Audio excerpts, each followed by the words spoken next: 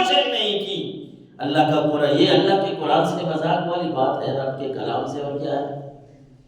جو کلام ہمارے لیے اللہ نے اپنے نبی صلی اللہ علیہ وسلم کے قلب اطہر پہ نازل کیا تھا کہ اے نبی آپ لوگوں کو یہ کتاب دیں، ان کو یہ کتاب سکھائیں، یہ کتاب سیکھیں گے پڑھیں گے میں ان کو ہدایت کا راستہ نصیب کروں گا۔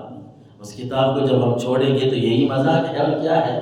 یہ وہ لوگ جو حقیقتاً قرآن کی مخالفت کرتے ہیں، اللہ کے راستے کو روکنے کی کوشش کرتے ہیں، ایسی ایسی باتیں وہ کتاب کی صورت میں ہو، وہ قصے کہانی کی صورت میں ہو، وہ موبائل کی صورت میں ہو، کسی طریقے پہ بھی جو اللہ کے دین کا راستہ روکنے کی کوشش کرتے ہیں، رب نے فرمایا اولئک لہم عذاب مہین، ان کے لیے اللہ کی طرف سے رسوا کن عذاب ہوگا۔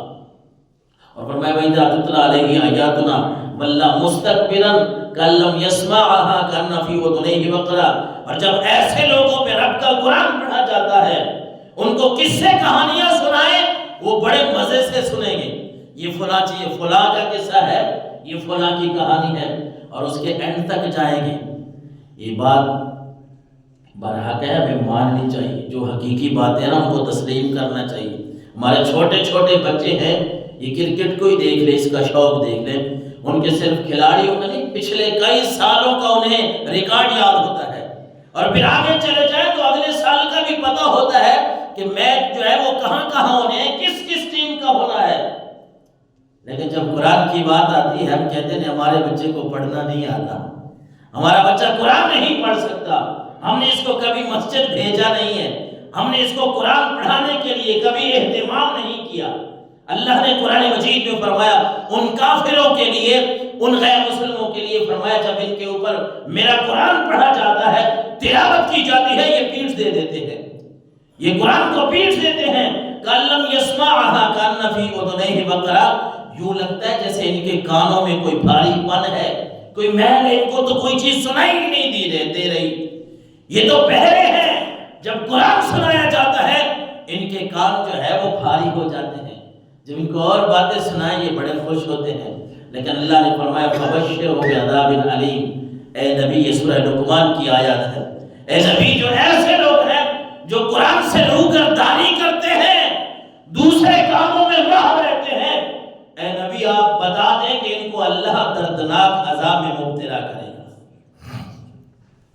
اس لیے کوئی بھی کام بے حیائی کا ہے، فحاشی اور عریانی کا ہے، ایسا کام جو گانے باجے کا ہے، ایسا کام جو اللہ اور اس کے رسول کی نافرمانی والا ہے، اس سے بچنے کی کوشش کریں۔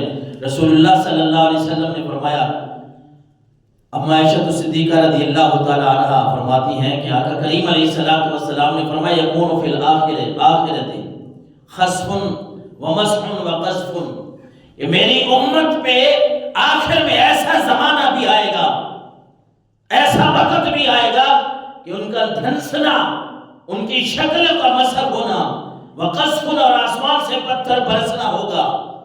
تو ام المومنین عائشہ صدیقہ رضی اللہ تعالی عنہ نے عرض کیا، قلت یا رسول اللہ انہلک وفینا صالحون، اے اللہ کے نبی کیا ہم ہلاک کر دیے جائیں گے؟ ہمارے اندر تو نیک لوگ بھی ہوں گے۔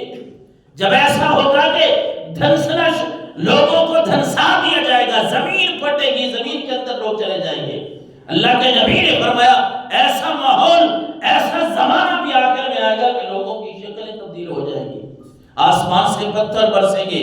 ام المومنین نے عرض کی یا رسول اللہ نیک لوگ بھی تو ہوں گے، کیا ہمیں پھر بھی ہلاک کیا جائے گا؟ اللہ کے نبی نے فرمایا ہاں، اذا ظہر الخبث، جب خبیث باتیں ظاہر ہوں گی، جب گانے باجے عام ہو جائیں گے، موسیقی کے آلات عام ہو جائیں گے، شراب نوشی عام ہو جائے گی، لوگ اللہ کے راستے سے دور ہو جائیں گے، قرآن سے دور ہو جائیں گے، نماز سے دور ہو جائیں گے، تو پھر اے عائشہ اگر نیک لوگ ہوں گے بھی صحیح، اللہ کی طرف سے اس طرح کے عذاب نازل ہوں گے۔ اللہ اکبر۔ صرف ان باتوں پہ ہم نہ بیٹھے رہیں کہ ہم کہیں بس ہم تو مسلمان ہیں، اللہ ہمیں بخش دے گا، وہ تو غفور الرحیم ہے، بخشنے والا ہے، لیکن اس کے احکامات بھی تو ہیں۔ اتنی بڑی کتاب جو ہمیں ملی، یہ کس لیے ہمیں قرآن اللہ نے دیا؟ اس لیے کہ میرے نبی کے ذریعے تم تک یہ کتاب پہنچی ہے، تو اس کتاب کو پڑھو، اس کا مطالعہ کرو، اس کو اپنے سینوں میں جگہ دو۔ اور سورہ اعراف میں فرمایا انما حرم ربی الفواحش ما ظہر منها وما بطن والاثم والبغی بغیر الحق وان تشرکوا باللہ ما لم ينزل به سلطانا وان تقولوا علی اللہ ما لا تعلمون۔ اے نبی آپ لوگوں کو بتا دیں کہ اللہ نے جتنے بھی برائی کے کام ہیں، وہ ظاہری طور پہ ہوں وہ باطنی طور پہ ہوں، اللہ نے سارے کے سارے حرام فرما دیے ہیں۔ اللہ نے سارے برے کام حرام فرما دیے ہیں۔ یا ہمارے ہاں گانے باجے کی بات ہو رہی تھی، یہاں اب ہم ڈھول کے بغیر نعت نہیں سنتے۔ وہ ڈھولکی آ گئی ہے، وہ دف کے نام پہ ایک کیا ماحول تھا اور کیا زمانہ تھا کہ جب اللہ کے نبی کی نعت پڑھی جاتی تھی تو لوگوں کے آنکھوں میں آنسو جاری ہوتے تھے، لوگ رو رہے ہوتے تھے اللہ کے نبی کی محبت میں۔ اب یہ ہے کہ وہ دف بج رہی، دف کے نام پہ ڈھولکی اس طرح بجاتے ہیں کہ لوگ ناچ رہے ہیں، تماشا بنا ہوا ہے اللہ اور اس کے رسول کے نام پہ۔ رب نے فرمایا انما حرم ربی الفواحش ما ظہر منها وما بطن۔ اے نبی لوگوں کو بتا دیں کہ جو ظاہری طور پہ برائی کرے گا یا باطنی طور پہ برائی کرے گا، ہر برائی کو میں نے حرام کر دیا ہے۔ اللہ کا ذکر کریں، اللہ کے نبی کا ذکر کریں، دل کو ٹھنڈ پڑنی چاہیے، پتہ چلے کہ بھائی رب کا ذکر ہو رہا ہے، رب کے نبی کا ذکر ہو رہا ہے۔ نہیں کوئی ادھر سے دلیل، کوئی ادھر سے دلیل، نہیں جی فلاں کہہ رہا تھا فلاں کو چھوڑیں۔ آپ اللہ کے قرآن کو پڑھیں، نبی کے فرمان کو پڑھیں کہ اللہ تبارک